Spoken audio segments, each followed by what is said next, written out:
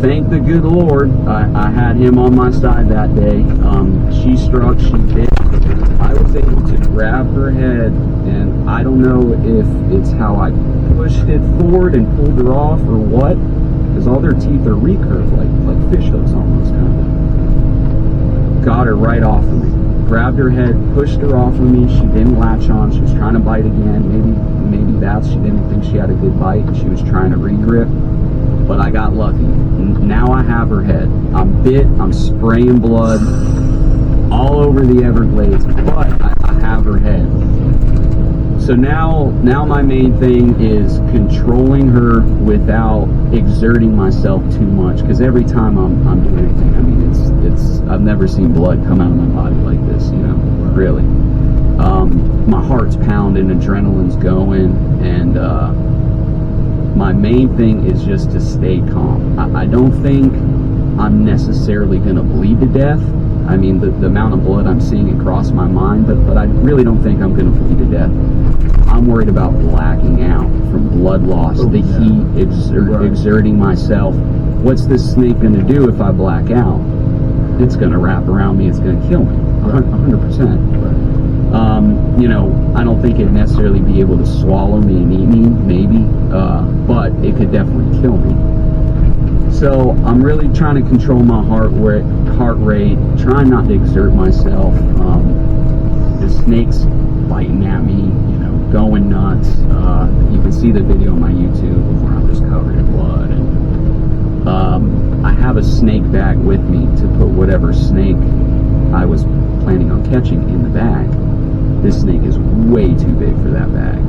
So I actually am able to use that bag to tie off my arm and kind of do a little red. While you're holding it down? Yeah, while I got the head in one hand and I'm tourniqueting my arm. I think it was like this, tourniqueting my arm with the other, and got my arm cinched shut, you know, kind of got the bleeding under control, and I was able to kind of collect myself. This snake is pretty much worn out at this point.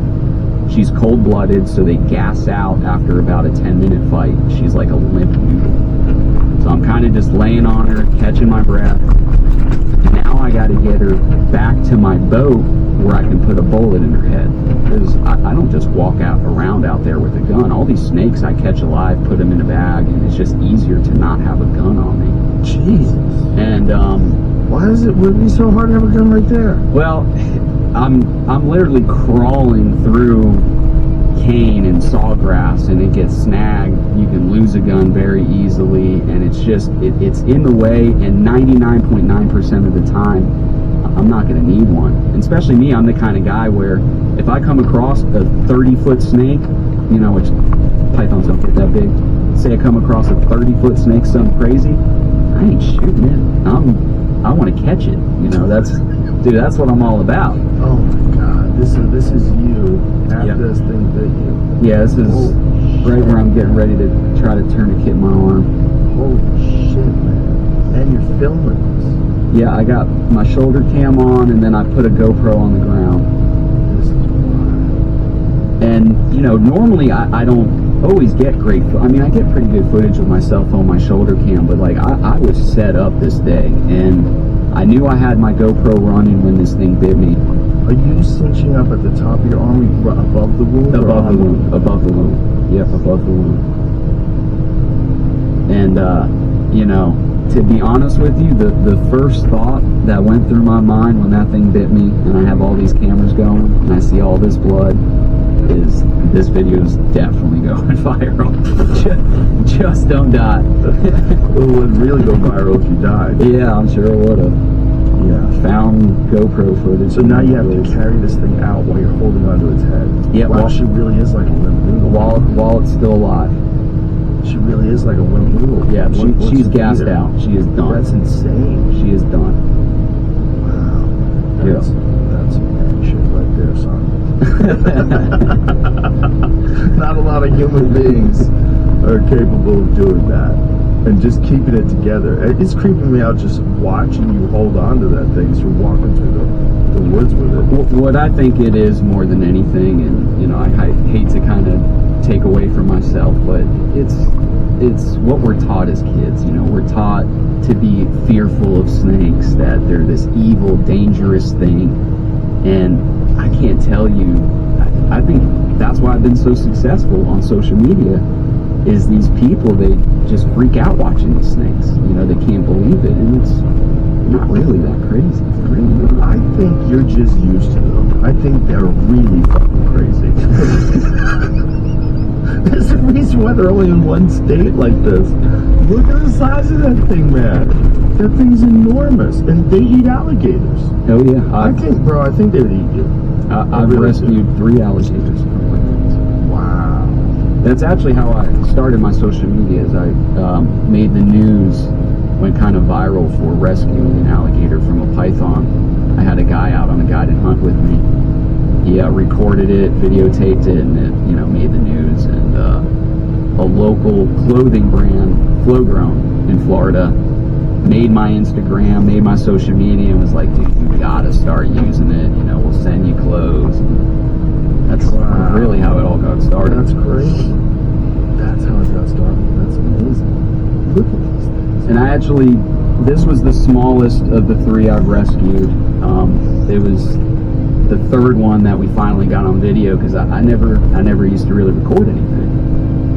Imagine how fucking confused alligators must be. Like, I thought we were at the top. We were at the top forever. Yeah. Oh yeah. What happened? Yeah. What the fuck is going on? 2023, times are changing. So the source of all this, I thought initially that it was people releasing pets, which it was, but it was also, there was some sort of like a python research center and it got damaged. So there's a lot of speculation with that. To me, that Python Research Center is kind of more of like an urban myth. Oh, really? Yep. There's never been a facility named. There's this place that they keep speaking of. People keep mentioning. We don't know what it is. You know, no one's ever been. Oh, it was this facility. It's just not a thing. Interesting. And people were releasing pets that got too big. They were escaping as well. But to me, that's not enough to be where we're at today. It's just not enough. Why don't we have anacondas all over? Why don't we have, I mean, we do have Nile monitors, but why don't we have Nile monitors everywhere? Why don't we have caiman everywhere? We have some caiman, but nothing like the python. To me, it was, and you know, I do have some things that are leading me to believe this. I'm not just pulling this out of my butt, but you know, this is definitely an opinion, I would say. I believe that they were intentionally released by somebody or multiple people, probably reptile breeders, in a hope that they could stop importing pythons from overseas as pets and start farming them in state and collecting them out of the Everglades, reproducing them, getting big breeders out of the Everglades, using them, and then cutting out that essential middleman. And you know, there's definitely been a lot of things that kind of confirm this to me, and I'm not the only one that believes this either. But I definitely don't want to get into like necessarily mentioning names. Yeah, we don't have to mention it. So what gave you this? Like, what evidence is there of this? Well, just from what we've seen with other species, for something to take hold like this and become so prevalent, it needs to be intentional. There needs to be thousands to be released at a time. And during the height of the Burmese, it was the most popular pet being imported into Florida. During the height of it, you would have 1,000 come in a week in a crate, and they would, you know, sell them all over the country. And I think it was the kind of thing where it's like, well, let's dump one of these crates out there and see what happens, and see if we can start farming them out there.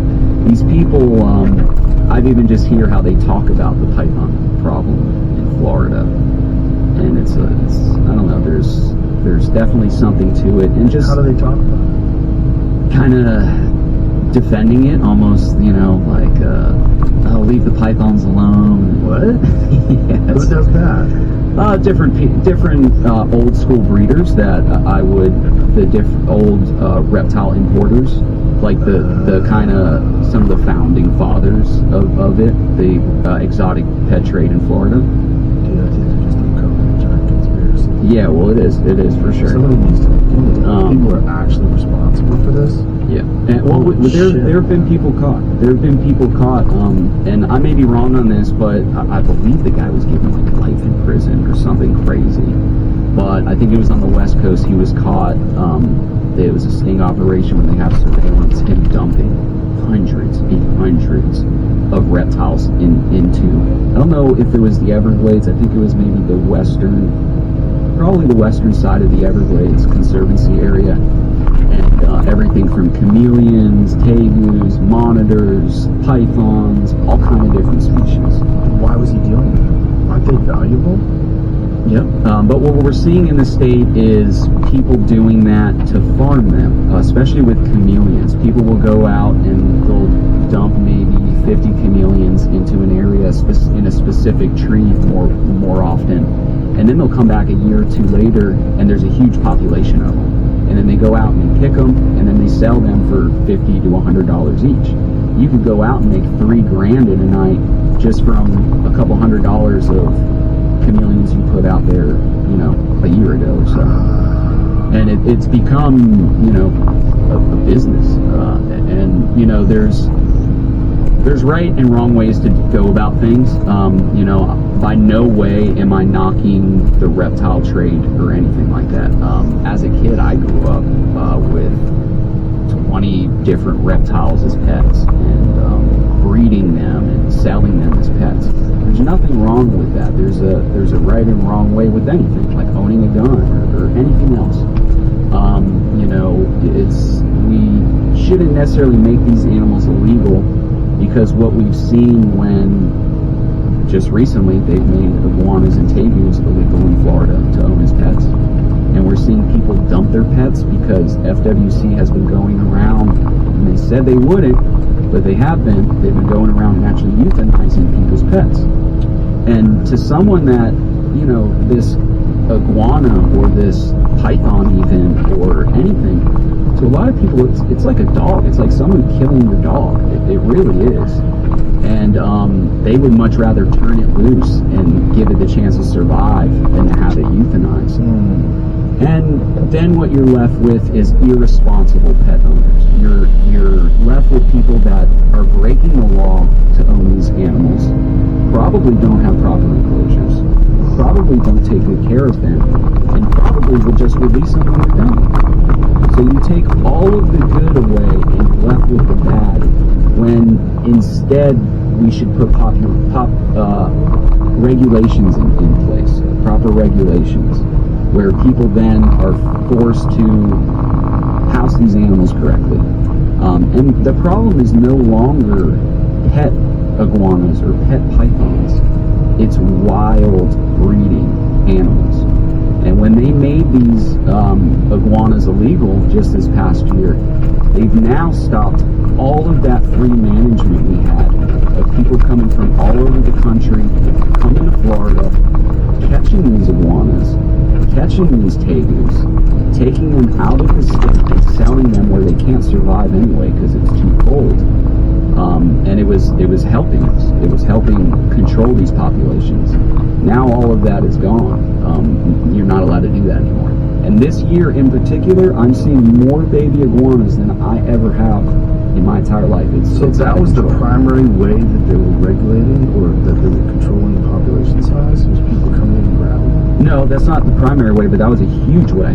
That was on top of what myself and other people in the state are doing. That was especially for the juveniles and baby iguanas. That's 90%. That's what they're after. They go out there, they trap them. It may even be bigger than I'm thinking. A lot of people were making livings off coming down here, catching them, taking them out of state. And out of state they can't survive? No, it's too cold. You see it just with, you don't have these animals surviving in North Florida. It gets too cold. Interesting. That's crazy then. So it's almost like a perfect scenario, because they can't be invasive, they can't survive. And that's the thing, you know, we all fought against this when they were trying to get these new laws passed. Because at face value, it seems like, oh yeah, make them illegal, it'll help. But, you know, when you talk to the experts and the people that really know, it's counterproductive. And at this point, there's so many iguanas in Florida that the idea of eradicating We're never getting rid of the pythons. We're never getting rid of the iguanas. They're here to stay, but management is absolutely essential. Is it possible to manage the pythons in the Everglades? Yes, it is. You know, how effectively it is remain to be seen. I feel right now we're losing that battle, but that's because the state really ties our hands. For the general public, it's almost impossible for them to go out and hunt these pythons. They just don't have the access. You know, they're not getting compensated for it, nothing like that. A lot of these areas where the pythons are, they're not legally allowed to go off the trail in a vehicle, and that's the only way you can get around. So you have to stay out there. You have to stay on levees, roadways. Is there an extensive trail system, or is it mostly just wild? No, it's mostly just wild. And here's another thing which you're going to get a kick out of. In the national park itself, you are not allowed to remove invasive species. If you come across a 20-foot python eating a deer, you are not allowed to do it. Because it's inside the national park, and everything inside the national park is protected, even the invasive wildlife. Now, they do allow state contractors to go in the national park and remove these pythons, but that's not nearly enough. We need the general public involved. We have a lot of people wanting to help, and inside the national park, even a state contractor is not allowed to get off the road in any sort of vehicle, airboat, anything. And that's the only way you can get around. The Everglades is 1.5 million acres of impenetrable swamp. You know, half of it's underwater, sawgrass that'll slice you open, twice as tall as you, and too thick to even get through. So you would need an airboat, you would need a swamp buggy, and none of this is allowed. And we really saw kind of the tides of battle kind of change, I guess you would say, when it became a national park. So we had python sightings in the Everglades in the 60s. They were seeing these snakes, and nothing was done. What was actually done was the Florida gladesman, who historically lived and survived off the Everglades and was a keeper of the Everglades, was kicked out of the Everglades when it became a national park. It's another thing, it's a rabbit hole I don't necessarily want to go down to. How many of those guys are kicked out? Hundreds, maybe thousands. It's hard to say. So all the folks that were living in there. Yeah, so they actually had camps out there. They built camps and they'd live out there. Some would go out there recreation. A lot of them would live out there, make their living out there. Gator hunters, commercial fishers, moonshiners, drug smugglers, all kind of stuff. And you know, a lot of these camps was actually, especially when you're getting more into the pythons starting to take over, when they were really trying to get everyone out, which that's not the reason they were trying to get everyone out, was because of the pythons. It was because they were trying to turn it into national park, and they felt like these people shouldn't be in there. They were burning down camps, and there's actually stories of burning down camps with gladesmen inside, and all kind of shady stuff going on. You know, that's maybe a topic for another time. But how long did it take to move these people out of the forest? So the national park, I believe, was started in like 47. It was actually finalized in sometime in the 60s, maybe the late 60s. And then from there, I want to say the whole exodus, kicking everybody out, probably 20 years or so, 15, 20 years. And it's still kind of a raw spot for a lot of us. A lot of us don't like the Park Service because of everything that happened. And, you know, we feel that the Everglades should be, you know, open to the people to enjoy it. And, you know, enjoy it in the right way, of course. But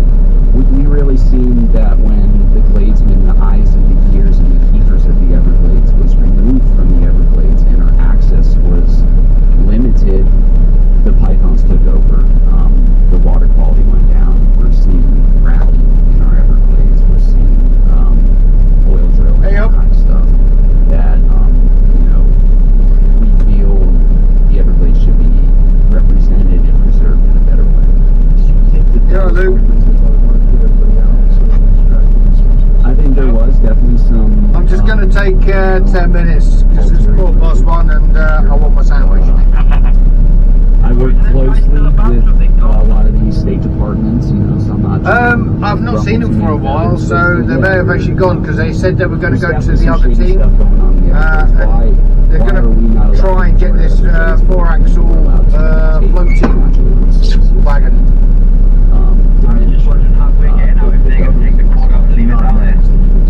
And not manage the invasive species properly, and not manage the water properly. Well, yeah, good question. Water quality issues. We'll just have to wait and see, really, because there's no real comms. It's a very complicated I'll send a message anyhow, but